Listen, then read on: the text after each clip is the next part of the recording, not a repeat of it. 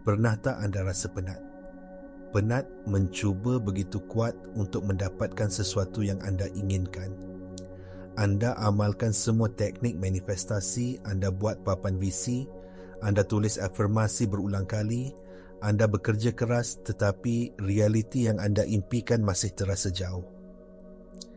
Anda mula bertanya, apa lagi yang saya perlu buat? Betapa kuat lagi saya perlu berusaha? Persoalan ini sendiri adalah perangkapnya. Bagaimana jika saya katakan kunci untuk mencipta realiti impian anda bukanlah dengan menambah usaha, tetapi dengan mengurangkannya secara drastik? Bagaimana jika perjuangan itu sendiri yang menghalang apa yang anda mahukan daripada datang kepada anda? Ramai di antara kita terperangkap dalam satu kitaran yang saya panggil gelung usaha. Satu kepercayaan bawah sedar yang tertanam dalam diri kita sejak kecil yang memberitahu kita bahawa nilai kita dan apa yang kita layak terima terikat pada seberapa keras kita berjuang. Kita percaya kita perlu bersusah payah untuk membuktikan kelayakan kita kepada alam semesta. Tetapi fizik kuantum mendedahkan satu kebenaran yang radikal. Alam semesta tidak bertindak balas kepada usaha anda. Ia bertindak balas kepada getaran atau frekuensi anda, kepada keadaan dalaman anda. Video ini akan memperkenalkan satu prinsip yang mengubah segalanya. Prinsip kesederhanaan yang menyatakan bahawa cara terpantas untuk menzahirkan realiti yang anda inginkan adalah dengan mengurangkan rintangan dalaman, bukan dengan meningkatkan tindakan luaran. Ini adalah anjakan daripada berjuang untuk mencipta kepada membenarkan apa yang sedia ada untuk muncul, bersedia untuk menanggalkan beban perjuangan dan melangkah masuk ke dalam kuasa sebenar anda. Prinsip kesederhanaan adalah sangat mudah tetapi amat mendalam. Semakin sedikit rintangan dalam medan tenaga anda, semakin cepat realiti pilihan anda runtuh menjadi bentuk fizikal. Jadi, apakah rintangan ini? Rintangan adalah gabungan tenaga yang bercelaru. Ia adalah keinginan anda yang dicemari dengan keraguan. Ia adalah harapan anda yang diselaputi dengan ketakutan. Ia adalah pemikiran berlebihan tentang bagaimana ia akan berlaku bila ia akan berlaku dan keperluan untuk mengawal setiap langkah di sepanjang jalan.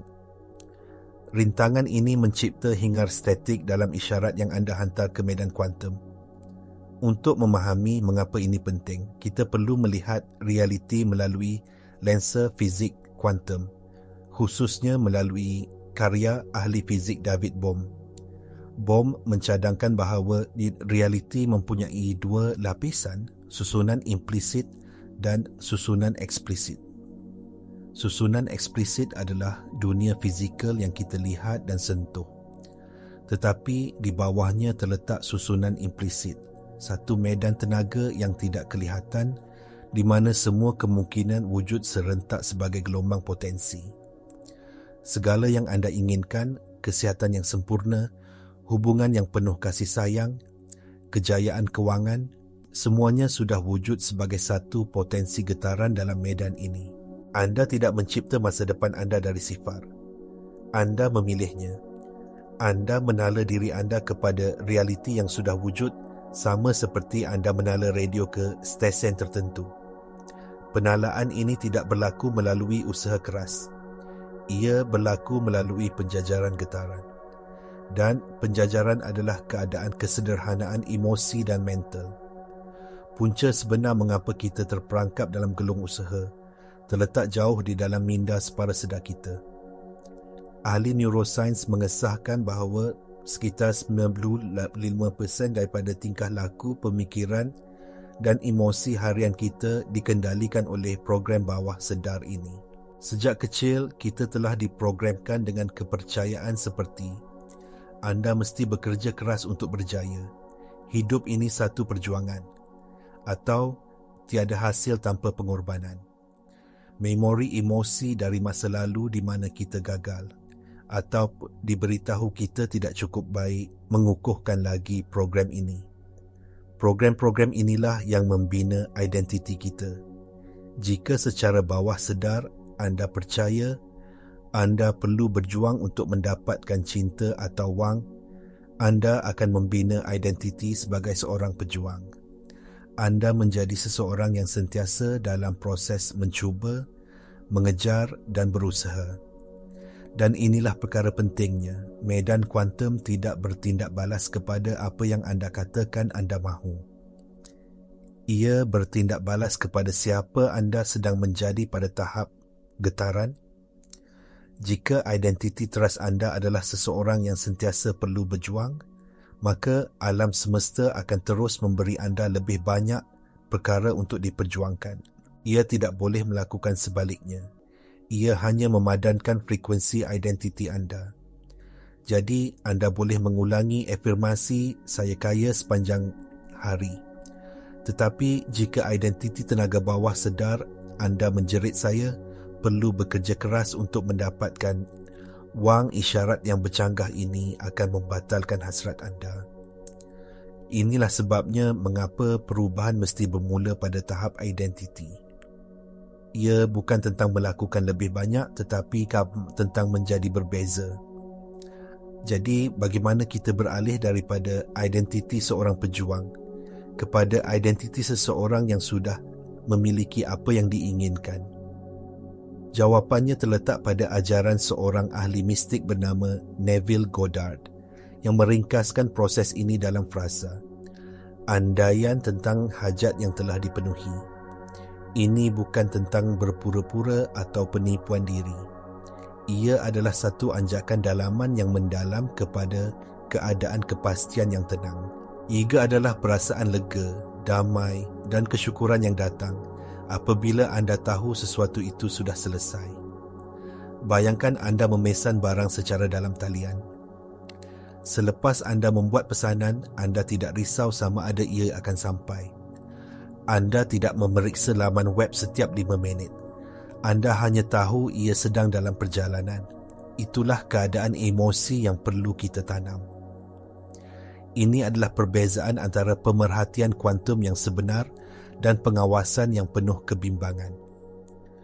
Dalam eksperimen celah ganda yang terkenal, zarah-zarah berkelakuan berbeza apabila ia diperhatikan. Begitu juga, perhatian anda yang tertumpu adalah apa yang meruntuhkan gelombang potensi menjadi realiti fizikal. Pemerhatian kuantum yang sebenar adalah tumpuan dalaman. Anda menutup mata anda dari dunia 3D dan fokus pada perasaan dalaman bahawa keinginan anda sudah menjadi kenyataan. Anda memerhatikannya dalam imajinasi anda sebagai sesuatu yang telah selesai. Sebaliknya, pengawasan adalah perbuatan sentiasa memeriksa dunia luar untuk mendapatkan bukti. Adakah ia sudah berlaku? Mana tandanya? Pengawasan ini menghantar satu isyarat yang sangat kuat ke medan kuantum, iaitu isyarat ketidakpercayaan dan kekurangan.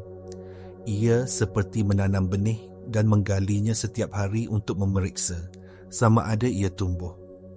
Anda sebenarnya mengganggu proses semula, jadi pertumbuhan dengan tenaga keraguan anda.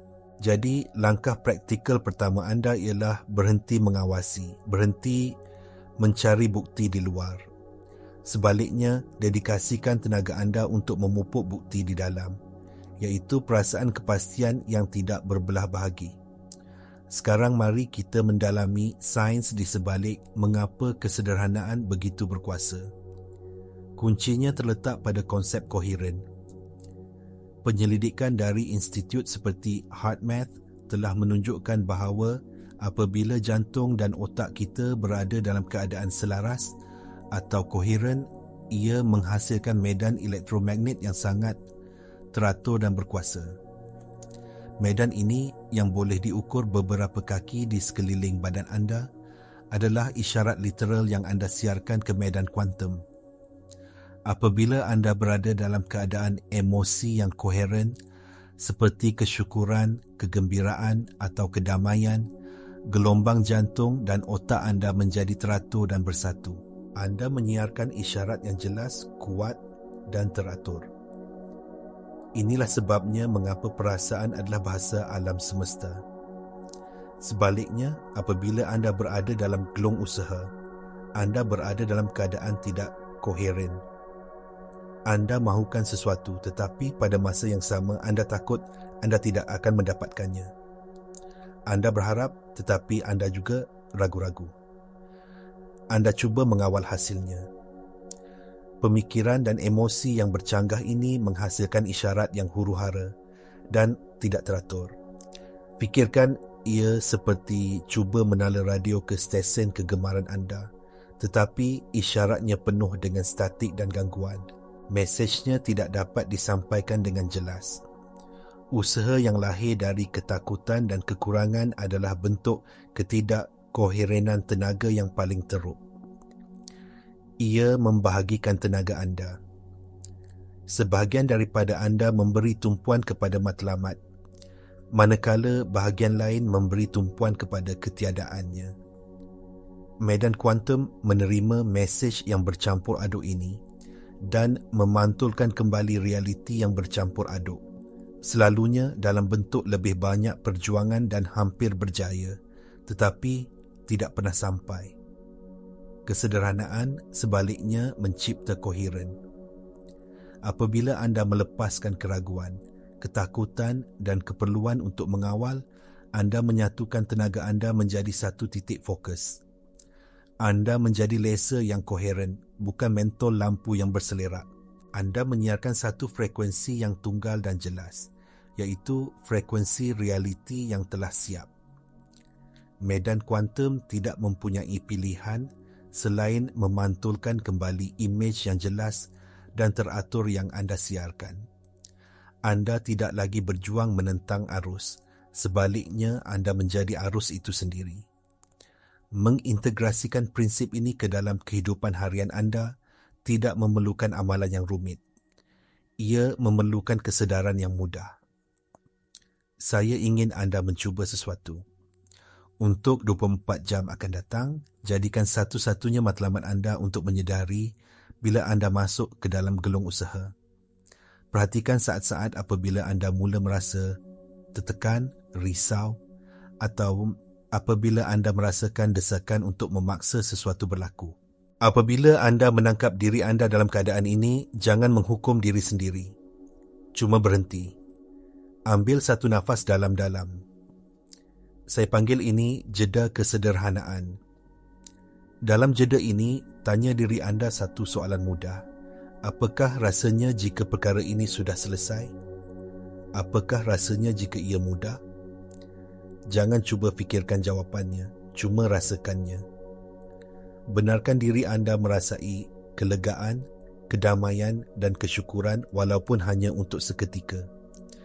Dengan melakukan ini, anda secara sedar mengganggu corak tenaga ketidakkoherenan dan menala semula diri anda kepada frekuensi penyelesaian. Tindakan anda selepas jeda ini akan datang dari tempat yang sangat berbeza. Daripada bertindak kerana takut, anda akan bertindak dari inspirasi. Daripada memaksa, anda akan membenarkan. Kongsikan di ruangan komen di bawah satu perkara yang anda akan lepaskan daripada gelung usaha hari ini. Adakah ia tentang kerjaya anda, hubungan, kesihatan? Dengan mengisytiharkannya, anda mengambil langkah pertama untuk membebaskan diri daripada corak lama itu. Cabaran terbesar dalam mengamalkan prinsip kesederhanaan ialah apabila keraguan mula menyelinap masuk atau apabila realiti luaran anda kelihatan tidak berubah. Inilah masanya iman anda diuji. Ingat, tugas anda bukan untuk mengawal dunia luar. Tugas anda adalah untuk mengurus keadaan dalaman anda, tidak kira apa yang berlaku di luar. Fikirkan ia sebagai diet getaran. Sama seperti anda berhati-hati dengan makanan yang anda masukkan ke dalam badan anda mesti menjadi lebih berhati-hati dengan pemikiran dan emosi yang anda benarkan dalam medan tenaga anda. Apabila keraguan muncul, dan ia pasti akan muncul, jangan melawannya. Melawan keraguan hanya akan mencipta lebih banyak rintangan. Sebaliknya, akui ia. Katakan, "Hai keraguan, saya nampak awak. Terima kasih kerana cuba melindungi saya. Kemudian, dengan lembut, alihkan fokus anda kembali kepada perasaan hajat yang telah dipenuhi. Gunakan memori, kejayaan masa lalu atau perasaan cinta yang murni sebagai sauh untuk menarik anda kembali ke keadaan koheren. Satu lagi perangkap besar ialah keterikatan pada garis masa. Keperluan untuk mengetahui bila ia akan berlaku adalah satu lagi bentuk rintangan yang didorong oleh kawalan. Lepaskannya. Bagaimana dan bila adalah urusan alam semesta. Tugas anda adalah untuk kekal setia pada frekuensi hasil akhir. Apabila anda benar-benar merangkul keadaan kepastian, persoalan bila pokok menjadi tidak relevan kerana anda sudah merasakannya sekarang. Inilah di mana epigenetik memberikan sokongan saintifik yang kuat. Epigenetik ialah kajian tentang bagaimana persekitaran dan pengalaman kita boleh mengubah cara jin kita berfungsi. Emosi kita adalah bahan kimia. Apabila anda secara konsisten mengekalkan keadaan emosi yang tinggi seperti kesyukuran dan kegembiraan, anda sebenarnya menghantar isyarat kimia baru kepada sel-sel anda, mengarahkan gen-gen tertentu untuk diaktifkan. Anda secara biologi menjadi orang yang hidup dalam realiti yang anda inginkan, jauh sebelum ia muncul dalam dunia fizikal. Anda membina semula badan dan minda anda pada tahap selular untuk menjadi padanan getaran yang sempurna. Ini bukan angan-angan, ini adalah sains. Dengan mengekalkan keadaan dalaman anda secara aktif membentuk semula biologi anda untuk sepadan dengan masa depan anda. Jadi mari kita simpulkan semuanya. Mesej teras hari ini adalah ini, kuasa anda untuk mencipta tidak terletak pada apa yang anda lakukan, tetapi pada siapa anda sedang menjadi. Realiti bukanlah sesuatu yang perlu diperjuangkan atau diperoleh melalui perjuangan. Ia adalah cermin yang memantulkan kembali keadaan dalaman anda dengan ketepatan yang sempurna. Perjuangan, keraguan dan keperluan untuk mengawal hanya mencipta hingar statik yang mengaburkan isyarat anda. Kesederhanaan sebaliknya mencipta koheren. Ia menyatukan tenaga anda menjadi satu frekuensi yang jelas dan berkuasa yang boleh dibaca dan dipadankan oleh medan kuantum dengan mudah. Perjalanan ini bukanlah tentang mempelajari satu lagi teknik manifestasi yang rumit. Ia adalah tentang melupakan pembohongan yang telah diajar kepada kita. Pembohongan bahawa nilai kita datang dari perjuangan kita. Ia adalah satu kepulangan kepada keadaan semula. Jadi kita yang mudah dan tanpa usaha.